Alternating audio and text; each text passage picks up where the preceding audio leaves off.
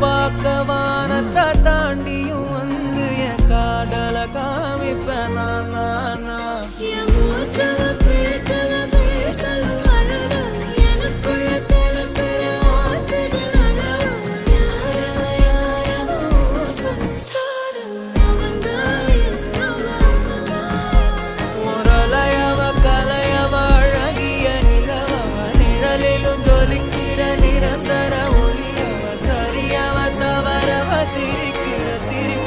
அவதான் காரணமா